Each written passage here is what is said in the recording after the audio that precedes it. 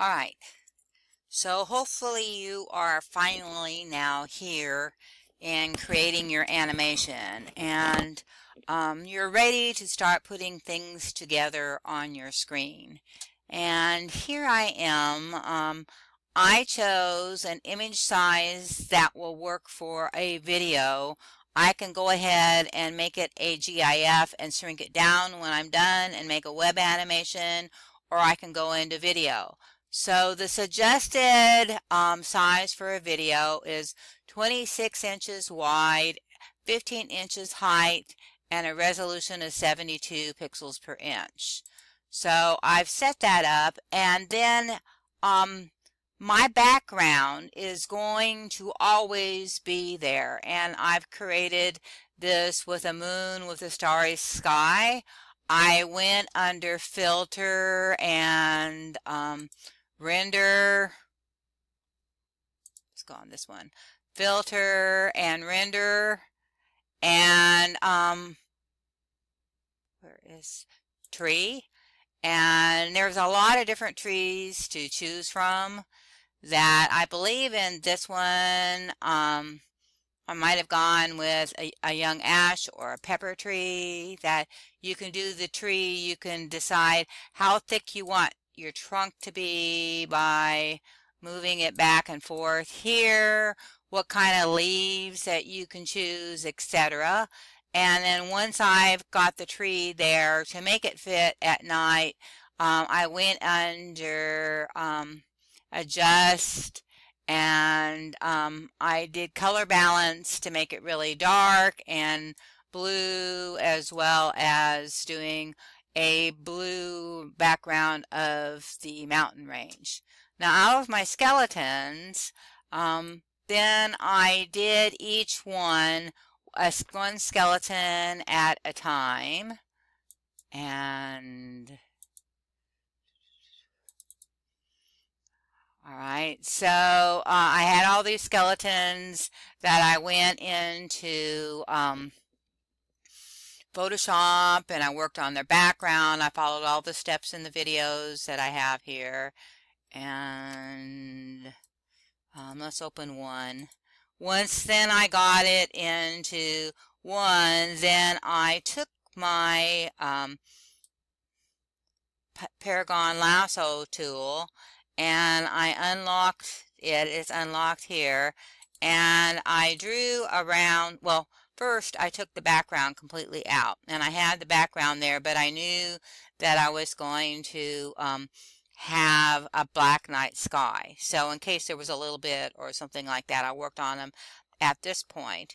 So with my magic wand tool, which you've already done, then I've deleted the entire background, which is behind it. That select, deselect, and then I took everything in the backgrounds out of the way that of each one of my skeletons. And I have a number of different ones that I could use. This particular animation, I decided to go back and imitate one that I had dancing skeletons, one of the very first animations that I ever made. So I wanted to do something similar to that, and it was so old that I couldn't forward it, and I couldn't use it anymore. So it was on a old server that no longer works. Initially was on a DVD that I made myself, which no longer works. So here's a chance to do it again.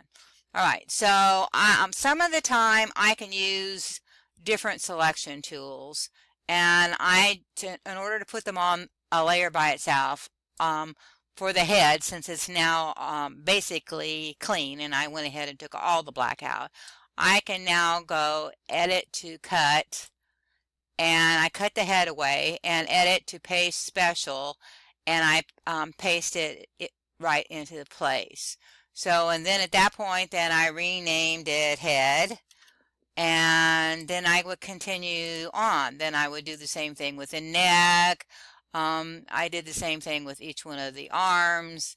I cut it, I'd paste special and paste into place, and then I'd name it neck. And did that for the entire skeleton.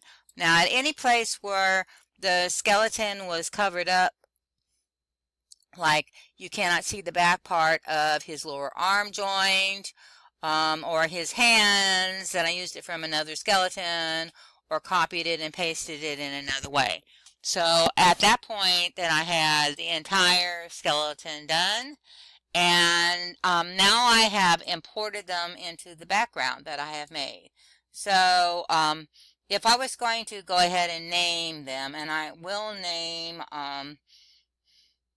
one so I know which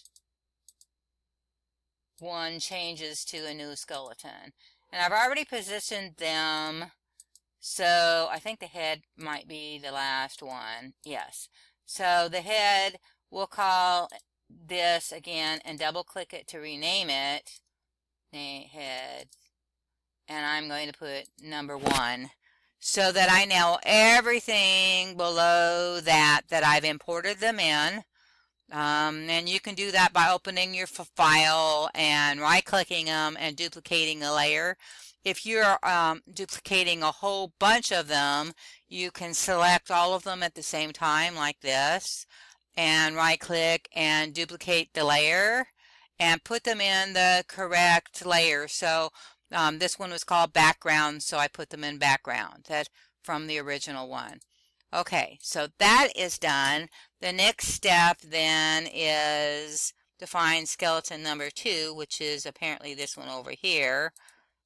There's his head, left hand, lower arm, right foot, lower leg.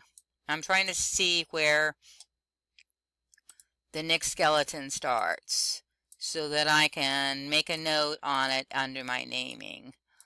Because now I can move any part of these skeletons that I want to. That there is there.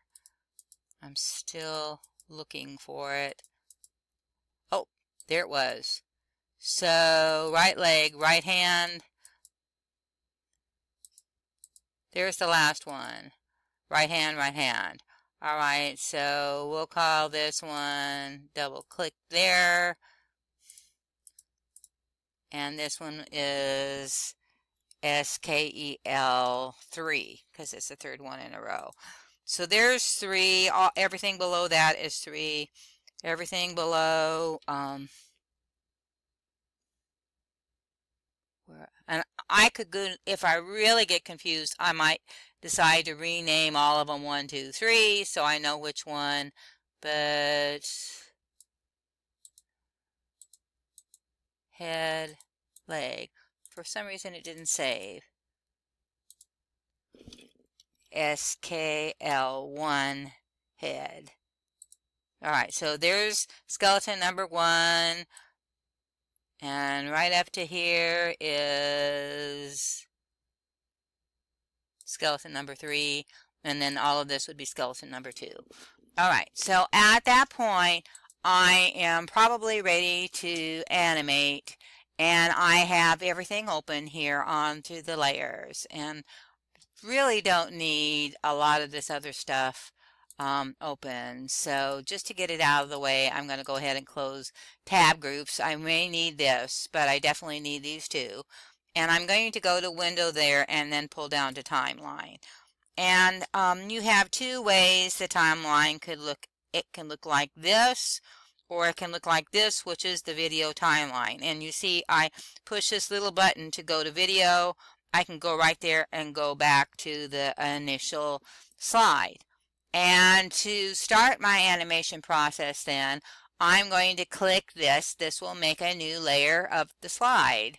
And to go back and forth between the 2, I'm going to basically make some movements from 1, which is here, to 2, which is here, and then do something which is called tweening to move it in between.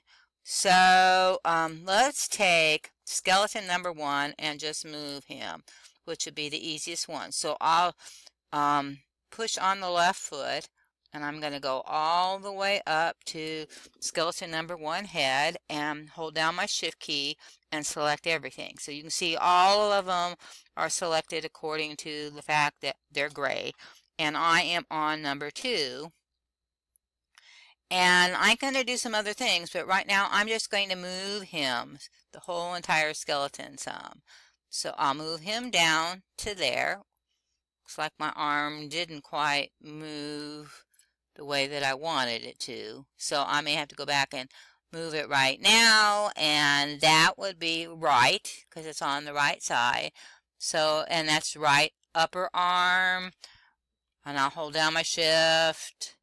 I need to find the right hand, right upper arm, and right lower arm, which is all 3 of those. And then I can just kind of, whoops, I got the background. Right lower arm, right hand, and for some reason the upper arm isn't where it's supposed to be. So I can undo the legs. And all 3 of them are selected, and I ought to be able to just move that arm. And it's not going to move the way that I wanted it to since they're separated, so I'm going to have to move the upper arm by itself. Alright, it's in place and he is moved on this one. And I think on the middle skeleton, which is here to where it says skeleton 3, select everything, and let's move him up like he's going to go up into the air. And there's skeleton 3. And then for skeleton 2, I'll pick up everything here, and we'll hit shift and go down to there and move him over to here. So then between 1 and 2 I have made some drastic moves, and I am going to click a tweening button. This is tweening, and I'm going to click 3, and I'm going to tween between the previous frame, which is 1. And let's add, you can do 5, you can do 10. I'm going to go ahead and add 10. And the parameters are going to be position only. So I'm going to turn off opacity and effects and with all layers and click OK. And so now it has gone from 1, which looks like that, and 12, which looks like that. And now in that tweening, it's moving some by itself. If it didn't move the way that I liked it to, I can go and move it by hand. Right now he is just jumping, and you can see he's moving a little. That's kind of a boring dance. So at this point, then, because I've tweened and I created all those different frames, I can take and start moving some of the body parts. So besides moving up and down, I can have him do other things. So I could have him bend his knee more on each frame, or whatever I like to do, just by clicking on that frame, making sure nothing else is selected. So I'll just click on one of them. Alright, so on frame 2, I have to find whichever one that I want, and this is skeleton 3. Maybe I would like to very subtly move his left upper leg, which would be, how about right upper leg? Right lower leg, right upper leg. That's that one. See how it would be a lot easier than if I went through and named each skeleton.